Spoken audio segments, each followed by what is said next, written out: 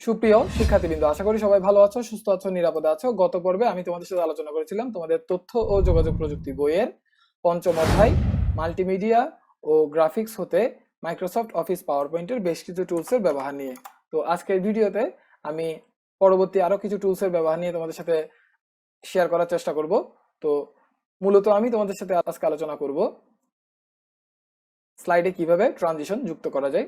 তো মূল আলোচনায় যাওয়ার আগে আরেকটা কথা বলে রাখতে চাই, তোমরা যারা আমার এই চ্যানেলটি এখনো সাবস্ক্রাইব করোনি, please hit the subscribe button এবং পাশে থাকা বেল আইকনটি প্রেস করতে একদমই ভুলবে না, যাতে নতুন কোনো ভিডিও আপলোড করার সাথে সাথে তোমাদের কাছে নোটিফিকেশন চলে যায়। আর যারা ইতিমধ্যে আমার চ্যানেলটাকে সাবস্ক্রাইব করেছো তাদেরকে আন্তরিকভাবে ধন্যবাদ জানাচ্ছি আমাকে সাপোর্ট করার জন্য। তো চলো আমরা শুরু করি।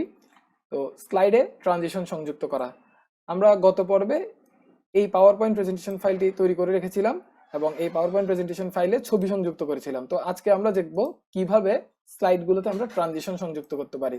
তো আমরা পাওয়ার পয়েন্টের যে ফাইলটা আমরা তৈরি করেছি সেই পাওয়ার পয়েন্টের ফাইলটাতে 5টা স্লাইড আমরা দেখতে পাচ্ছি, এবং আমরা যদি স্লাইড শোতে দিই এবং অ্যারো বাটন, আমাদের যে অ্যারো বাটনগুলো এখানে ভিজিবল হচ্ছে সেই অ্যারো বাটনগুলো প্রেস করি, রাইট অ্যারো বাটনটা প্রেস করতে থাকি, তাহলে একটার পর একটা স্লাইড আমাদের সামনে উপস্থিত হবে।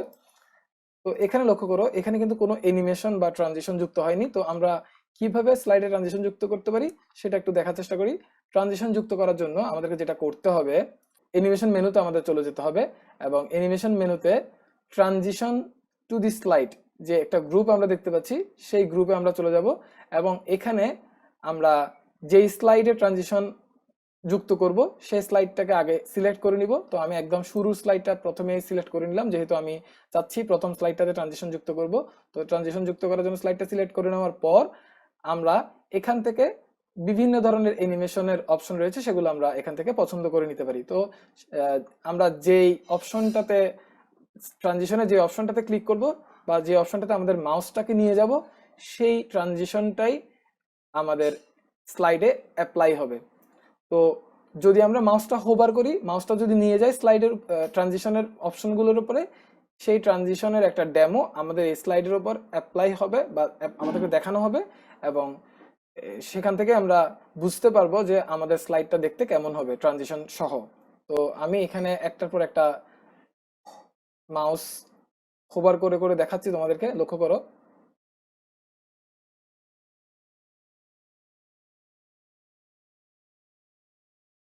তো এইভাবে আরো অনেকগুলো ট্রানজিশনের স্টাইল তোমরা পেয়ে যাবে। আরো কিছু ট্রানজিশনের স্টাইল পাওয়ার জন্য আমাদেরকে যেটা করতে হবে, এইখানে যে অ্যারো বাটনটা দেখতে পাচ্ছি আমরা, ডাউন অ্যারো বাটন, এই ডাউন অ্যারো বাটনে ক্লিক করতে হবে এবং এখানে আমরা আরো কিছু ট্রানজিশনের ডিজাইন বা মডেল আমরা পেয়ে যাব, এবং সেগুলোতে যদি আমরা মাউস হোভার করি সেই অনুযায়ী আমাদের ট্রানজিশনটা সিলেক্টেড স্লাইডের উপর অ্যাপ্লাই হবে এবং সেটা আমরা দেখতে পাবো। এবং সবগুলো ট্রানজিশনের অপশন একসাথে পাওয়ার জন্য একদম শেষের দিকে যে আইকনটা দেখতে পাচ্ছ সেই আইকনটাতে ক্লিক করতে হবে এবং এখানে সবগুলো ট্রানজিশনের ডিজাইন একসাথে দেখা যাবে। তো এখান থেকে যে কোনো একটা স্টাইল বা যে কোনো একটা ডিজাইন আমাদের স্লাইডে অ্যাড করার জন্য অবশ্যই মাউস দিয়ে ক্লিক করতে হবে। তো আমি একটা ডিজাইন ক্লিক করলাম এবং সেটা আমাদের স্লাইডে অ্যাপ্লাই হয়ে গেল। এবার লক্ষ্য করো, আমরা যদি প্রেজেন্টেশন মোডে নিয়ে যাই আমাদের স্লাইডটাকে, তাহলে সেই অ্যানিমেশনটা কিন্তু আমাদের স্লাইডে অ্যাপ্লাই হয়েছে, সেটা আমরা দেখতে পাচ্ছি। তো এভাবে আমরা প্রতিটা স্লাইডে গিয়ে আলাদা আলাদা করে বিভিন্ন ধরনের ট্রানজিশন স্টাইল যুক্ত করতে পারি। তো যেই স্লাইডে ট্রানজিশন যুক্ত করতে হবে সেই স্লাইডটাকে এখান থেকে সিলেক্ট করে নিব আমরা, এবং এখান থেকে আমরা ট্রানজিশনের যে কোনো একটা ডিজাইন সেখানে অ্যাপ্লাই করতে পারি মাউস দিয়ে ক্লিক করে, তাহলে সেটা অ্যাপ্লাই হবে। তো আমরা যেহেতু দুইটা স্লাইডে অ্যাপ্লাই করেছি আলাদা আলাদা করে, সেই দুইটার ইফেক্ট আমরা দেখতে চাইলে এভাবে স্লাইড প্রেজেন্টেশন মোডে নিয়ে গিয়ে দেখতে পারি। তো আমরা স্লাইড শোতে নিয়ে গেলাম, প্রথম স্লাইডটাতে যে স্টাইলটা অ্যাড করা হয়েছিল সেটা আমাদেরকে দেখানো হলো।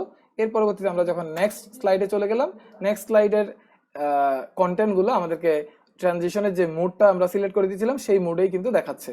আশা করি তোমরা বুঝতে পেরেছো। তো এভাবে আমরা তো প্রতিটা স্লাইডে আলাদা আলাদা করে ট্রানজিশন অ্যাড করলাম। এখন আমরা চাইলে একই ধরনের ট্রানজিশন সমস্ত স্লাইডগুলোতে অ্যাড করতে পারি। তো সেটার জন্য আমাদেরকে যেটা করতে হবে, আমরা ধরা যাক এই স্লাইড থেকে শুরু করে গুলো স্লাইডে একই ধরনের ট্রানজিশনের ডিজাইন অ্যাড করব। সেক্ষেত্রে আমরা এই স্লাইডটা সিলেক্টেড থাকা অবস্থায় যে ডিজাইনটা আমরা এখানে পছন্দ করেছি সেটা ক্লিক করব এবং সাথে অ্যাপ্লাই টু অল বাটনে ক্লিক করে দিব। এতে করে যেটা হবে, আমাদের প্রত্যেকটা স্লাইডে একই ধরনের ট্রানজিশন স্টাইল যুক্ত হয়ে যাবে। তো আশা করি তোমরা বুঝতে পেরেছো। এবার আমরা যেহেতু সিলেক্ট করে দিয়েছি, অ্যাপ্লাই টু অল ক্লিক করে সবগুলো স্লাইডে যেহেতু অ্যাপ্লাই করে দিয়েছি এই ডিজাইনটা, এবার একটু আমরা দেখে নিই যে আসলে সবগুলো স্লাইডে অ্যাপ্লাই হয়েছে কিনা। তো আমি স্লাইড শোতে চলে যাচ্ছি। আশা করি তোমরা বুঝতে পেরেছো যে আমরা যে স্টাইলটা প্রয়োগ করেছিলাম সবগুলো স্লাইডের উপরে, সেটা কিন্তু অলরেডি প্রয়োগ হয়ে গেছে। এভাবে চাইলে আমরা আরো কিছু ট্রানজিশন স্টাইল এখান থেকে যুক্ত করে নিতে পারি। তো আমি শুরু স্লাইডটা সিলেক্ট করে নিলাম এবং আরেকটা ট্রানজিশন স্টাইল এখান থেকে সিলেক্ট করে নিচ্ছি। আমি এটা সিলেক্ট করে দিলাম, এই যে এটা সিলেক্ট করে দিলাম এবং এখান থেকে অ্যাপ্লাই টু অলে ক্লিক করে দিলাম এবং স্লাইড শোতে যদি আমরা ক্লিক করি, দেখো সেই স্টাইলটা কিন্তু সব স্লাইডে অ্যাপ্লাই হয়ে গেছে।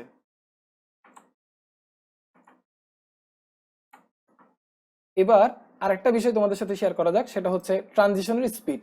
এই যে আমরা যে ট্রানজিশনটা প্রয়োগ করলাম আমাদের স্লাইডগুলোতে, এটা কতটুকু স্পিডে আসবে সেটার ক্যাটাগরিটা আমরা এখান থেকে সিলেক্ট করে দিতে পারি। আমরা যদি চাই সেটাকে স্লো করে দিতে পারি, আমরা যদি চাই সেটাকে মিডিয়ামে রাখতে পারি, আমরা যদি চাই সেটাকে ফাস্ট করে দিতে পারি। তো আমি যদি স্লো অপশনটাতে ক্লিক করি, দেখো খুব আস্তে করে কিন্তু ট্রানজিশনটা আমাদেরকে দেখানো হচ্ছে। প্রতিটা স্লাইডের জন্যই কিন্তু এই ব্যাপারটা ঘটবে। তো আমরা যদি স্লাইড শোতে যাই, লক্ষ্য করো খুব আস্তেই কিন্তু, কম্পারেটিভলি খুব আস্তেই কিন্তু আগের তুলনায় অনেক স্লো ভাবে কিন্তু আমাদেরকে এটা দেখাচ্ছে।